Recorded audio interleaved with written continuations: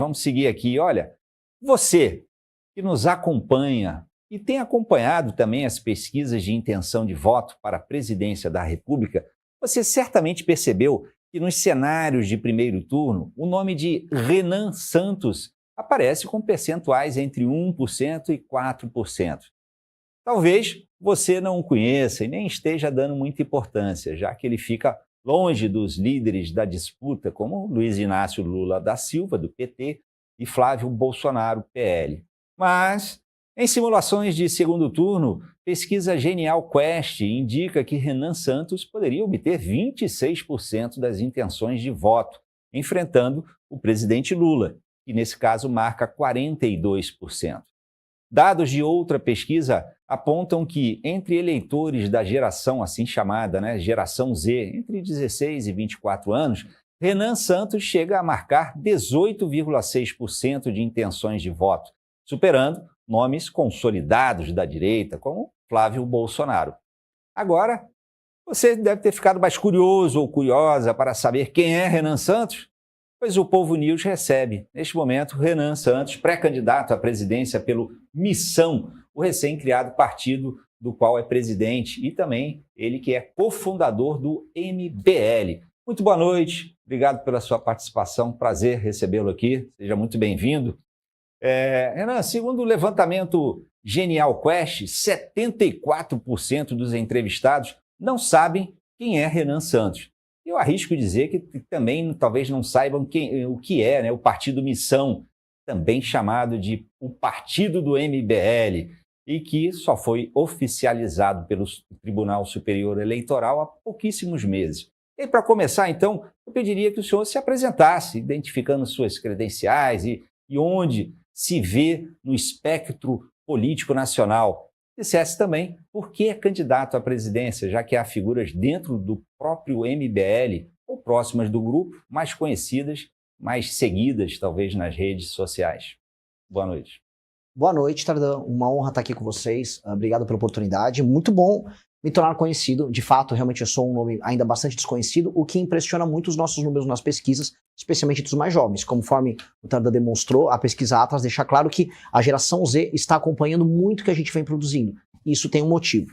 Meu nome é Renan, eu nasci em São Paulo, num bairro de classe média, na Moca, filho de um advogado e de uma psicóloga. Fiz faculdade de Direito na USP, larguei a faculdade, quis ser empresário, sou músico, sou compositor, sou escritor. Guitarrista? Guitarrista, o famoso guitarrista da banda Limão Rosa, guitarrista e vocalista, mais guitarrista do que vocalista, mas faço as duas coisas bem. E tento, desde 2014, ano que nós fundamos o Movimento Brasil Livre, interferir de maneira positiva na política brasileira para aumentar a liberdade econômica, acabar com a impunidade, enfrentar crime organizado, lutar contra a corrupção. E fomos felizes, especialmente no começo.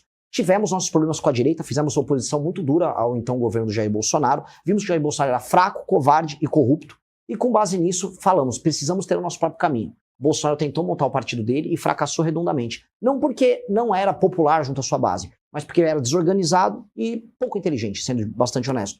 Nós somos organizados e inteligentes. Ainda não somos totalmente populares, porque as pessoas ainda não conhecem a nossa mensagem. Mas quem conhece adere. Por isso que mesmo sendo muito desconhecido, eu já tenho intenções de votos relevantes. Inclusive eu estou, de acordo com a pesquisa Atlas, na frente dos governadores. Defendo o fim da impunidade no Brasil, a destruição completa do crime organizado. Defendo que o Brasil faça reformas que deixem a vida de quem trabalha e produz mais leve e mais fácil. Defendo acabar com desigualdades regionais. E defendo tornar o Brasil um país de primeiro mundo para poder sentar na mesa com Índia, China, Estados Unidos, Rússia de igual para igual, como uma potência que é o que o Brasil nasceu para ser. Eu falo de organização, de fato a gente vê aqui, quem está nos acompanhando pelas redes sociais, está vendo um grande número de pessoas que estão acompanhando aqui, postando mensagens aqui, claramente muita gente ligada ao seu grupo. E aí, como eu queria tocar nesse ponto, que o senhor claramente demonstra assim, um maior potencial, talvez em alguns segmentos específicos do eleitorado.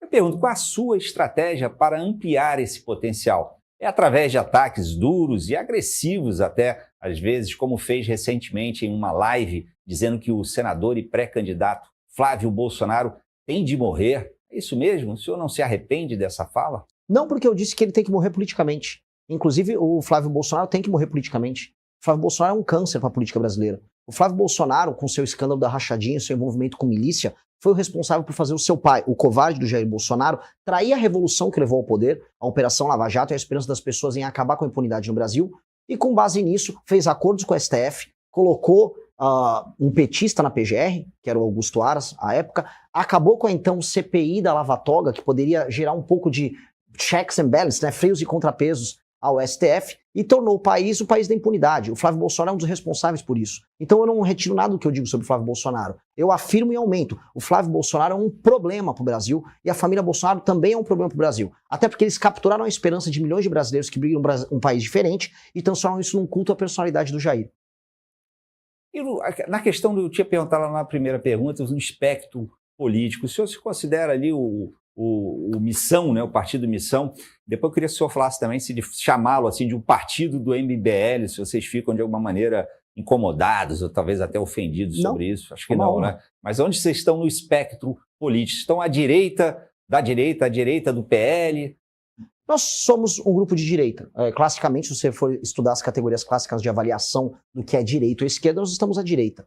Estamos mais à direita, inclusive, do que o PL. O PL é um partido de centro. Na verdade, o PL é um partido do centrão. Historicamente, o Valdemar da Costa Neto, que é o presidente do PL, ele não podia ver um escândalo de corrupção com o PT que ele entrava junto. O que é? Tem um mensalão, tô dentro. Tem um petrolão, me chama que eu não posso ficar de fora. Não à toa que ele é o rei da tornozeleira eletrônica, o Valdemar. Então nós estamos à direita deles.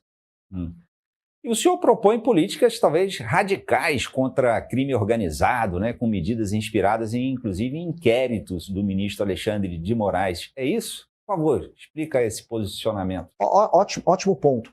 O senhor Alexandre de Moraes, ele fez contra as pessoas que participaram daquilo que foi o 8 de janeiro, e mesmo contra, vamos dizer, pessoas que opinavam contra ele na internet, ele fez uso de uma teoria chamada direito penal do inimigo. Direito penal do inimigo é o seguinte: você reduz os direitos de defesa do apenado, vamos dizer aqui, ou do réu, e você aumenta a velocidade da justiça contra ele. Essa é uma característica de um direito, de uma teoria que foi inventada por um jurista alemão nos anos 80, chamado Günther Jacobs. É importante explicar isso para vocês, porque eu acho que isso tem que ser aplicado contra a facção terrorista. E isso já foi aplicado em vários países. Um país que todo mundo gosta de falar, pô, esse lugar é muito civilizado, é lindo, é a Dinamarca. Havia uma facção criminosa na Dinamarca, de tráfico de drogas, e aí na Dinamarca é o seguinte: se encontram vínculos teus com essa facção, inclusive de divulgação, você pode ir preso, mesmo não tendo cometido crimes. O direito tem que ser rápido e tem que ser muito duro contra esses caras. Até porque o Brasil vive uma situação de guerra. Se eu comparar, por exemplo, os números de homicídios para cada 100 mil habitantes, aqui no Ceará morre coisa de 30 pessoas a cada 100 mil habitantes. A Ucrânia em guerra morre de 4, 5 a 6 em ano de guerra. Ou seja, a gente tem uma situação de guerra, é uma situação que é excepcional e, portanto, nós temos que tomar medidas excepcionais para destruir o crime. Mas chamar de terrorismo é um pouco forçação de barra, né? Não. Você não acha, não? Não, acho nem um Pode pouco. ter atos terroristas, mas que seja uma facção seja terrorista, eu acho que desvirtuar o conceito de terrorismo. Né? Eu não acho, não. Eu acho que ela pratica o terror, eu acho que elas são entidades políticas. Eu já vi uma crítica, até, acho que foi a Gleisi Hoffmann que colocou, não pode ser uma entidade terrorista, porque a entidade terrorista ela envolve noções políticas ou ideológicas. Pois bem, tem uma causa, tem uma defesa de algo. E o Comando Vermelho é um grupo político.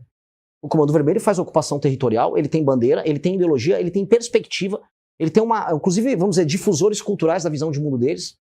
Eles criaram um estado paralelo com a sua própria perspectiva de Brasil. Não à toa fizeram um lobby em Brasília. A bandeira deles é o lucro, né, no caso deles. Não, a bandeira deles é o lucro via ocupação territorial. Porque a bandeira deles são lucro, então eu vou falar que um banco é uma organização terrorista. A máfia, o senhor considera uma organização terrorista? Depende, se a máfia fizer ocupação territorial e matar de maneira sistemática seus adversários, como fizeram em alguns lugares nos Estados Unidos. Sim, porque eu quero dizer assim, o PCC... ele tem uma linha diferente do Comando Vermelho. O TCP tem uma linha diferente, cada um tem a sua linha, cada um tem seu modelo. Se você faz ocupação territorial, nega a legislação brasileira, comete crimes e mata pessoas em nome da sua perspectiva de poder e dinheiro, sim, você é uma organização que pratica o terror, e sim, você é terrorista. Enfim, vamos lá, que eu queria ouvir a sua opinião também sobre um tema, está aqui no telão, vamos lá, queria ver qual é o seu comentário sobre isso daqui. Olha, a gente está vendo o Flávio Bolsonaro já em pré-campanha. Eduardo está no Bahrein com Flávio Bolsonaro. Olha aí a imagem, reportagem aqui do G1. Nesta sexta-feira, Eduardo postou uma foto com o irmão Flávio Bolsonaro em uma visita ao Bahrein, né, um país no Oriente Médio. Satisfação em encontrar Sheikh Salman bin Hamad Al Khalifa, assim, príncipe herdeiro e primeiro-ministro do Reino do Bahrein, junto com o senador Flávio Bolsonaro, é o que afirmou o ex-deputado. Filho mais velho de Jair Bolsonaro, Flávio se colocou como pré-candidato ao Palácio do Planalto em 2026, com o apoio do ex-presidente. Se a candidatura se confirmar, o senador tende a enfrentar Luiz Inácio Lula da Silva, que deve ser o candidato do PT à reeleição. E aqui, só voltando, esse aqui é o título da reportagem, tá? No G1. PF, a reportagem de agora atualizada há 4 horas. Polícia Federal abre processo administrativo contra Eduardo Bolsonaro por faltas não justificadas. Filho de Jair Bolsonaro mora nos Estados Unidos desde fevereiro de 2025. Eduardo perdeu o mandato de deputado em dezembro e PF determinou volta ao cargo de escrivão, que não ocorreu. Tá bom?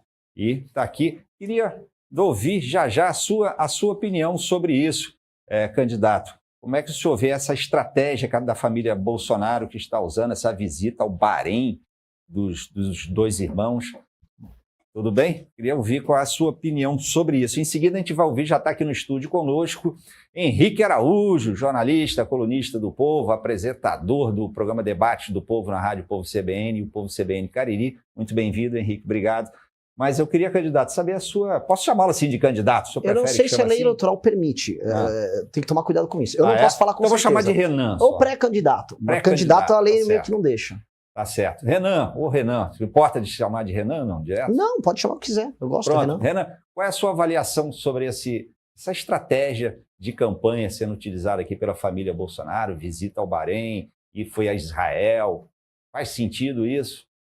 Eu acho que não fede nem cheira, a não ser que eles estejam buscando financiamento. Eu soube que o Flávio foi até os Estados Unidos para tentar obter financiamento junto a um determinado grupo da direita americana, mas eu acho que não fede nem cheira. E o Eduardo Bolsonaro costuma visitar o Oriente Médio, às vezes com desculpas, né? A última vez ele levou um pendrive, na época da Copa do Mundo. Alguns pendrives, né? Ele disse que tá... Não, é o homem do pendrive. Ele gosta de um pendrive como justificativa para faltas durante Copas do Mundo e eventos dessa natureza. Então, eu acho que não faz nenhuma diferença para ele. Tá certo. Henrique Araújo, convidar aí para participar da conversa aqui com o Renan, chamar assim. Diga lá. Bom, boa noite, Tardan. Boa noite para quem está acompanhando a gente aqui no Povo News segunda edição. Boa noite ao pré-candidato, ao Renan. Eu queria saber como é que ele está lendo esse cenário do ponto de vista nacional, né? O PSD fez um movimento muito importante, filiou o Caiado, e há uma sinalização ali que me parece irreversível do Tarcísio de Freitas em relação a uma possível candidatura. Eu quero saber se a tendência, de fato, segundo ele, é que haja algum tipo de polarização ali entre bolsonarismo e lulismo, que seria um repeteco de 2022, ou se tem espaço aí para algum tipo de candidatura que escape dessas duas margens, né? Se tem uma candidatura, ele levantou a mão. Não, o que eu posso dizer, assim, antes de ser pré-candidato, eu era analista, tinha um programa diário de análise renais, e eu ficava pensando em fazer leituras desse jogo. O Kassab, ele quer ter uma estratégia que eles chamam de antifrágil, que é o seguinte: ele não vai perder em nenhum cenário, que é uma estratégia clássica que o MDB, antigo PMDB, fazia, e que ele está fazendo agora com maestria. Eu não acredito nesse tipo de estratégia, enquanto dirigente partidário, acreditar que partidos têm que ter posição. Você não pode ser Lula e oposição ao Lula ao mesmo tempo, mas ele está conseguindo isso. É o famoso Kassab de Schrödinger, né? Ele é e não é ao mesmo tempo, é um conceito filosófico. Mas nesse sentido, eu acho que ele vai desenhando um caminho em que ele vai aguardar até mais ou menos maio ou junho para definir se terá um candidato para marcar posição ou se ele vai conseguir fazer o vice do Lula. E ele tem bons nomes para fazer o vice do Lula. Tem o Paes, ainda que ele tenha uma eleição certa para o governo do Rio de Janeiro. Ele tem o Leite e ele tem ele próprio. Dizem que ele não quer, mas ele foi já vice antes e virou prefeito. Então, nunca duvidem da capacidade dele fazer isso. E isso abre caminho, a meu ver, para a nossa pré-candidatura, porque hoje os governadores atrapalham um pouco a minha subida. Na pesquisa da Atlas, eu já ultrapassei o Ratinho e já ultrapassei o Zema e estou empatado com o Caiado. Acho que o Caiado não será candidato em nenhuma hipótese. E aí, agora eu tenho um caminho para buscar o Flávio. Renan Santos, queria te perguntar o seguinte: como é que o senhor está acompanhando esse caso do Banco Master? Hoje a gente já comentamos aqui hoje que parece que está envolvendo as apurações, né? Estão envolvendo pessoas com foro privilegiado, talvez parlamentares, enfim. Como é que o senhor acha que esse banco, o quanto esse caso do Banco Master pode influenciar as eleições à presidência deste ano? Acho que vai influenciar muito. Eu acho que é o maior escândalo de corrupção que eu já acompanhei. Olha que o MBL surge, né, com a gente lutando ali a favor da Operação Lava Jato, contra o que a gente chamava de petrolão. O Banco Master, ele assusta não só pelo volume de dinheiro, mas também pelo volume de contatos que o senhor Vorcaro desenvolveu, pela natureza quase cômica das festas que ele organizava e muita coisa que pode vazar ali do celular dele. As implicações disso são gigantescas, porque, sejamos honestos, o STF está implicado, O PT, a começar pelo PT da Bahia, começou a ficar implicado nessa história. Parte do bolsonarismo já foi tangenciado ali, e algumas igrejas evangélicas já foram tocadas, maiormente a Igreja Lagoinha. Quando a gente vai abrindo o espectro, você vai encontrar ramificações disso, inclusive no escândalo do INSS. Então, quando a gente olha toda essa história, eu acho extremamente grave. A República está implicada. E o problema disso é, de um lado alguns dizem, se investigar de verdade, a República cai.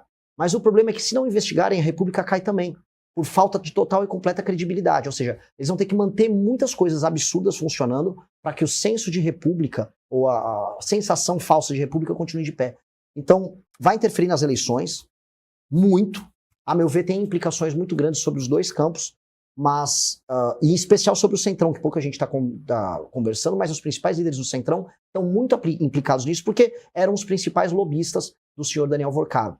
Então eu acho que será um tema central. A gente convocou manifestações já contra os envolvidos no caso do Banco Master, inclusive quinta-feira que vem tem manifestação em São Paulo, lá na frente do Banco Master, e vamos exigir mais pressão, até porque tem muita gente importante que ainda não apareceu, e vai aparecer.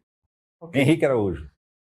Para candidato, a gente tem aqui um cenário interessante, uma disputa praticamente nacionalizada. O Ciro Gomes, que já foi candidato à presidência da República algumas vezes, está cotado para concorrer ao governo do Estado. O governador é um aliado do ministro Camilo Santana, que vai deixar o Ministério da Educação para ficar ali à disposição do partido, do próprio governo, seja para concorrer, seja para disputar algum outro cargo. Eu queria saber como é que você vê o cenário aqui do Estado do Ceará, se tem um palanque em vista, né, já que uma candidatura presidencial precisa de palanques fortes nos estados. Queria saber também como é que você vê, num olhar mais ampliado, o Nordeste. O Nordeste sempre foi uma região que foi fiel da balança nas eleições. Em 2022, o presidente conseguiu construir uma vantagem a partir dos 70% que ele obteve aqui no Ceará, de um número expressivo de votos na Bahia, no Piauí e no Rio Grande do Norte. Se tem algo pensado especificamente para a região Nordeste para tentar reduzir essa vantagem do Lula em relação aos seus adversários. Posso começar pelo final? Pode, claro. Nós já começamos a nossa pré-campanha pelo Nordeste. Até porque o nosso discurso, especialmente o meu, ao longo especialmente dos últimos 1 ano e meio, sempre foi sobre o Nordeste. Até porque a gente trabalha com a ideia e a tese de que resolver os problemas econômicos, sociais e políticos do Nordeste tem um efeito em cascata sobre o Brasil. A gente tem que retirar as amarras que impedem o Nordeste de se desenvolver plenamente. E esse é um tema recorrente nas nossas discussões. É inclusive um dos temas centrais, por exemplo, no nosso livro de programas, que é o Livro Amarelo. Então eu comecei a rodar o Nordeste, até para ver se as teses que a gente divulga são concretas no mundo real, no mundo fático. Então fui nas cidades pequenas, rodei esses montes de municípios pequenos, vimos experiências incríveis. Eu vivi desde o Porto Digital em Recife, que é sensacional, até cidades de 3 mil habitantes que simplesmente tinham que ser fundidas e se juntar com outras para serem, vamos dizer, do ponto de vista fiscal, viáveis. E eu estou conhecendo, estou entendendo e entendo que nós vamos crescer muito por aqui. A mesma pesquisa Atlas que nos deu 18% a 20% junto à geração Z, me coloca na região Nordeste melhor do que na região Sul-Sudeste. E eu cresço mais na região Nordeste do que em outras regiões. E faz sentido isso. O homem jovem da região Nordeste, ele está muito sem esperança. E o desenho institucional e a forma como as coisas se constroem para ele, aqui, é muito punitivo. É o crime organizado, é a incapacidade de arrumar empregos que permitam que ele construa uma vida, ser ambicioso, construir um negócio, construir família. Então, esse cara está frustrado e está procurando uma alternativa. E aí é ali que eu quero justamente criar esse diálogo, criar essa conversa. E vem sendo a coisa mais interessante que nós fizemos em muito tempo. E para mim, inclusive, em certa medida, um pouco da quebra da tal polarização. Eu estou indo na área do Lula. Eu discordo num ponto que o Nordeste seria o fiel da balança, porque o fiel da balança, a gente for falar igual nas eleições americanas, seriam os tais swing states, os lugares que viram de ano a ano. A gente pode falar de Baixada Fluminense no Rio de Janeiro, a gente pode falar, por exemplo, de Minas Gerais. Eu acho que aqui é um lugar consolidado dos votos lulistas, assim como o Sul, Sudeste era um voto consolidado da direita. Eu acho que essas coisas tendem a se alterar ao longo dos próximos anos e nós vamos ser um dos grandes fatores de alteração. Sobre o Ceará, a gente vai buscar ter um candidato próprio. Eu quero fazer um anúncio aí nos próximos dias. Ter uma Antecipa logo. Não posso, ainda não topou. Estou trabalhando aqui. Mas Ciro Gomes, mas eu prometo para vocês Gomes, que eu trago primeiro aqui pro povo. Assim, tá. Então, de antemão, está descartada essa possibilidade de apoiar o Ciro aqui? Sim. Ainda que, olhando o cenário, se eu comparar o Eumano com o Ciro, eu acho o Ciro um cara mais razoável que o Eumano. Ou mesmo que o Camilo. Ciro, um cara razoável. Essa daí, vamos pegar essa fala para o mais corte, razoável. Mais razoável. Mais razoável. Essa daí é um corte bom aí para vocês usarem. Sim, o Ciro é bom, o Ciro é briguento. Mas ele parece comigo, não vou poder achar ele muito diferente. Eu queria... O senhor não acha que o Ciro Gomes tem perfil do missão? Se ele fosse um pouco mais jovem, talvez. E se ele... Porque assim, olha só, o Ciro ele tem uma coisa que ele chama Plano Nacional de Desenvolvimento, que é o projeto dele. Nós temos o Livro Amarelo, que é o nosso projeto. Eu acho que o Ciro ele trabalha algumas teses como industrialização e a gente trabalha também. Só que a gente vê isso por perspectivas muito diferentes. Eu acho que a gente vai fazer industrialização com uma agenda de competitividade de um lado. Ele acha que a gente tem que aumentar, vamos dizer, reduzir juros e aumentar a taxa de investimento muito rápido. Temos divergências sobre como resolver a questão fiscal no Brasil, mas ele ao menos é um cara que você consegue discutir projeto. Eu acho que tem um mérito nisso. Por mais que ele seja meio bicudo, difícil falar com ele, meio briguento, mas é do jogo. Eu também não sou exatamente o cara mais fácil de lidar, então o jogo segue. Hoje é bicudo mesmo porque ele tá no PSDB, né? Deixou o PDT aqui depois de uma crise e se filiou, retornando. Desculpa, não podia perder a piada. Foi boa a piada, mas assim, aí eu dei uma dica pra ele, eu consegui montar o meu partido, né? Vamos ver se ele consegue montar o dele. Eu acho que não. Por falar em partido, já estamos chegando aqui, temos que caminhar para o final aqui da nossa conversa, mas como é que é a estratégia do partido Missão para essas eleições? Porque eu não conheço, vocês dois conhecem muito melhor do que eu toda a legislação eleitoral, mas essas eleições são muito importantes para a permanência, para o futuro do Missão, não é isso? O resultado. Qual é a estratégia de vocês? Quanto vocês planejam, acreditam que vão conseguir eleger, né? Que números são esses? Então, essa é uma pergunta interessante, porque muita gente avalia que as eleições são um meio de você salvar o seu partido da cláusula de barreira. Se você não elege pelo menos 13 deputados federais, você não tem o dinheiro do fundo partidário, você não tem participação obrigatória em debate, você não tem tempo de TV. A gente não liga muito para isso. Primeiro porque a gente é capaz de obter o nosso dinheiro através de produtos online, através de doações. Nós somos um partido orgânico na sociedade civil. Então a gente não vai morrer se a gente não passar da cláusula de barreira, portanto a gente não está desesperado em passar. E como é que isso acontece? A gente não está indo atrás de políticos pré-estabelecidos que gostariam de ter diretórios do nosso partido. Vários políticos chegaram, me dá o diretório aqui do Estado que eu te elejo um deputado. Não vamos topar isso. A gente precisa construir um partido de uma geração. Então a gente tem tempo, a gente vai conseguir os recursos necessários. Nós não vamos vender o almoço para ganhar a janta. Vamos trabalhar sério, vamos ter uma candidatura séria, e aí a gente vai ficar no debate público de maneira muito perene. Vamos estar nos próximos 10, 20, 30, 40 anos, fazendo sempre as coisas nesse padrão, pensando no longo prazo, sem ficar se desesperando. Eu sei que os nossos concorrentes, vários estão desesperados. Eu não vou entrar nisso. Muito bem. Henrique Araújo, você tem mais alguma pergunta aqui? Eu acho que tem um ponto que eu queria explorar, que é em relação ao Flávio Bolsonaro. Você falou que eventualmente pode procurar o Flávio Bolsonaro. Não. Aí, na campanha? Não foi no início. Não, quero derrotar ele. Quer derrotar, mas assim, no eventual segundo turno, caso não esteja lá, entendeu? Como é que você vê esse tipo de diálogo com o bolsonarismo? Eu só me vejo no segundo turno. E esses caras, eles atacaram a minha família, eles tentaram prender os nossos amigos, eles foram muito sujos com a gente. Eu não tô preocupado com ele agora. Eu tô preocupado em ir pro segundo turno. Esses caras, a família Bolsonaro? Família Bolsonaro. Eu sei o que eles fizeram com meus pais. Eu sei as pessoas que eles atacaram. Eu não perdoo isso. Muito bem. Deixa eu agradecer muito o Renan Santos, do pré-candidato à presidência da República pelo Missão. E daí eu queria perguntar para o senhor, para essa área, essa sua veia artística, que o senhor disse que é muito bom cantor e guitarrista, é isso? Melhor guitarrista do que cantor, né? Melhor compositor que guitarrista e melhor guitarrista que cantor. Mas eu tenho uma banda chamada Limão Rosa, só com músicas autorais.